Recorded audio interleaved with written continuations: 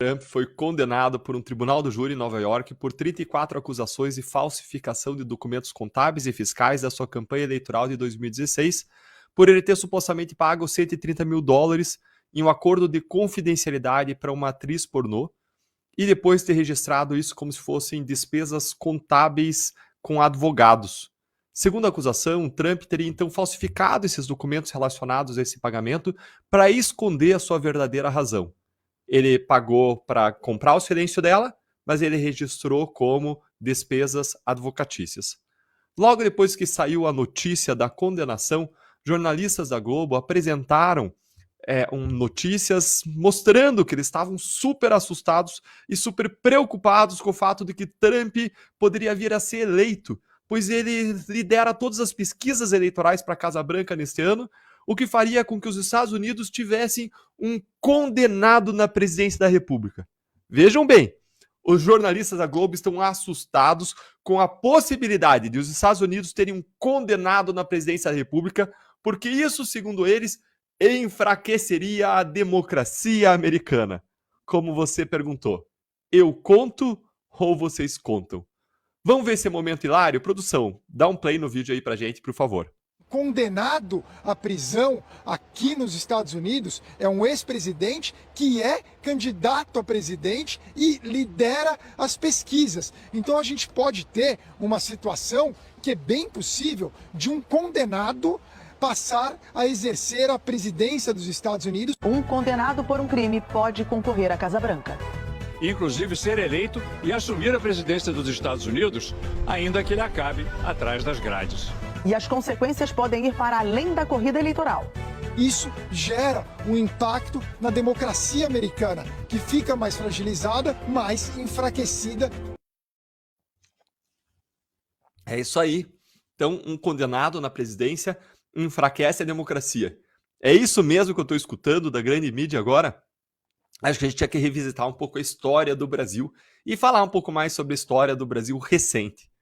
Depois desse vídeo inacreditável, fica a pergunta. Quer dizer que aqui no Brasil, então, nós podemos ter um presidente condenado em 3 instâncias, não por falsidade documental, mas por corrupção, por desvio de dinheiro público, por lavagem de dinheiro. Mas nos Estados Unidos não dá para ter um presidente condenado por falsidades documentais? Aqui no Brasil, quando Lula é eleito, aí o amor venceu. Aí é comemoração, celebração nas redações. E lá nos Estados Unidos, se o candidato da direita, o Trump, for eleito, aí é enfraquecimento da democracia? É isso mesmo? É sério isso? Que hipocrisia que é essa? Que 2 pesos e 2 medidas, hein?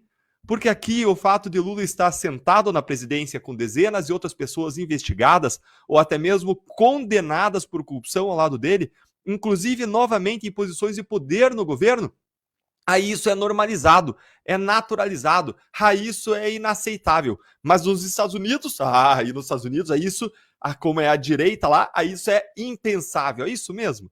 Aqui no Brasil, a gente poderia ter aí a lista da Odebrecht, como a lista das pessoas nomeadas para secretarias, ministérios, cargos públicos relevantes. Talvez até seja lá a fonte da informação de onde eles pegam as pessoas para nomear para cargos públicos, como a gente acabou de ver com a nomeação de Paulo Pimenta, vulgo Montanha, para resolver os problemas do Rio Grande do Sul. Essa é mais uma prova de como o rouba mais faz ficou totalmente naturalizado aqui no Brasil, quando se trata, é claro, dos políticos de preferência, políticos de estimação, ou melhor ainda seria talvez corruptos de estimação. Se tornou normal, se tornou comum, banal, quando todo mundo que tem uma consciência livre deveria estar indignado com o fato de a gente ter um condenado em 3 instâncias por corrupção na presidência, mesmo que as condenações tenham sido anuladas em uma manobra política do Supremo Tribunal Federal. Mas se alguém se posicionar assim numa grande rede, essa rede não vai mais conseguir milhões e milhões de patrocínios e publicidades. Realmente, o dinheiro vai com uma cordinha. Esses patrocínios, publicidades governamentais, direcionados, discricionários, acabam sendo uma grande mal para a informação. Por isso que a gente precisa sempre lembrar que a Gazeta do Povo é um veículo independente, que a Gazeta do Povo vive da sua contribuição, vive da sua mensalidade, e que a gente precisa da sua contribuição para a gente continuar existindo e para que a nossa voz seja fortalecida, enquanto a gente precisa fechar os ouvidos para as vozes daqueles que têm 2 pesos e 2 medidas. Piadas à parte, vamos destrinchar agora um pouco dessa condenação do Trump e trazer esclarecimentos importantes para vocês. Primeiro, Trump não foi condenado por suborno. Pessoal, essa informação aqui é muito importante. Vários veículos da grande mídia aqui no Brasil noticiaram na cara dura que Trump teria sido condenado por suborno a uma atriz pornô. Mas essa informação não é verdadeira. Ele não foi nem acusado e nem condenado por suborno ou por corrupção. O que aconteceu então? O advogado do Trump na época da campanha, em 2016, o Michael Cohen, ele fez o que a gente chama de um NDA, que é um Non-Disclosure Agreement. Ele fez um acordo que em português seria uma espécie de acordo de confidencialidade para manter informações em sigilo com a atriz pornô Stormy Daniels. Se coloca aí que esse acordo objetivava ocultar um relacionamento extraconjugal que o Trump teria tido no passado.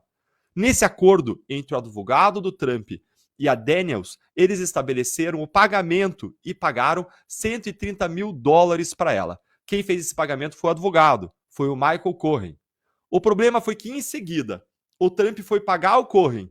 E nesse pagamento que ele fez, a partir das empresas deles, eles falsificaram a razão do pagamento. Eles registraram esses pagamentos para o advogado como se fossem despesas legais, como se fossem despesas por serviços advocatícios que não tinham existido. Na verdade, era um repasse que objetivava cobrir o pagamento que foi feito para Daniels, naquele Non-Disclosure Agreement, naquele acordo de confidencialidade. Então, houve aí uma falsidade. E aí, por que são 34 acusações, Elton? São 34 porque teve um monte de recibo, um monte de pagamentos feitos mês a mês, e aí somando os recibos, os cheques, os pagamentos, todos esses pagamentos, mas que se referem aí a esse fato único, eles dividiram cada documento emitido e deu 34 acusações, que são exclusivamente sobre essa fraude contábil fiscal e falsificação de documentos, o que é bem diferente do suborno, bem diferente de corrupção. Corrupção, é claro, é muito mais grave, mas, como eu disse, tem gente que passa pano para corrupção muito mais grave e agora toma essas falsidades documentais, e se for de vacina, então pior ainda, cartão de vacina, então, merece prisão perpétua para algumas pessoas.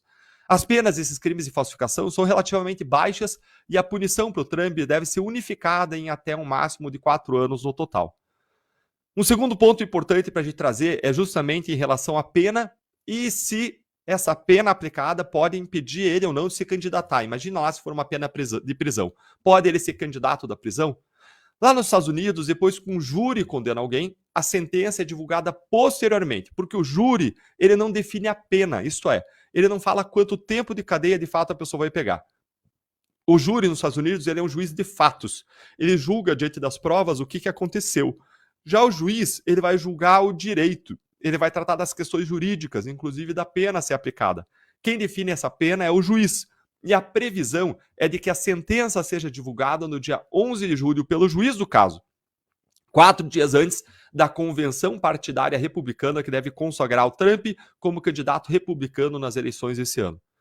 Pode ser que, em razão da pena baixa dos crimes a que o Trump foi condenado, que ele possa cumprir uma prisão domiciliar ou então que ele consiga liberdade condicional, o que é bem provável, porque ele é primário, e é normalmente isso que acontece em crimes com penas mais baixas, em que a pessoa é primária, mas se torna ainda mais provável porque o Trump tem 77 anos, em razão da idade dele. Então, o provável é que Trump não vá parar na prisão. Além disso, claro, o Trump vai apelar, e essa condenação não impede que ele concorra à presidência dos Estados Unidos, mesmo que ele seja preso, mesmo que ele seja condenado de forma definitiva. Isso porque lá nos Estados Unidos é diferente do que acontece aqui no Brasil. Lá não existe um Tribunal Superior Eleitoral que fiscalize as eleições e nem existe lá uma condenação à inelegibilidade como existe aqui. Lá existe só um único caso, para não dizer que não tem nenhum, mas existe um único caso que está previsto na Constituição americana, que é a inelegibilidade gerada caso a pessoa tenha sido condenada especificamente pelo crime de insurreição contra o governo americano. Alguns estados dos Estados Unidos até tentaram barrar o Trump de concorrer nas eleições esse ano, alegando essa inelegibilidade de insurreição por causa da invasão do Capitólio do 6 de janeiro de 2021. Mas a Suprema Corte derrubou essas tentativas porque não existe uma condenação criminal de Trump em relação a isso. Por fim, uma última questão a ser enfrentada é: existe aí nesse caso uma perseguição política contra Trump? Existem vários indícios que foram levantados no caso de Trump de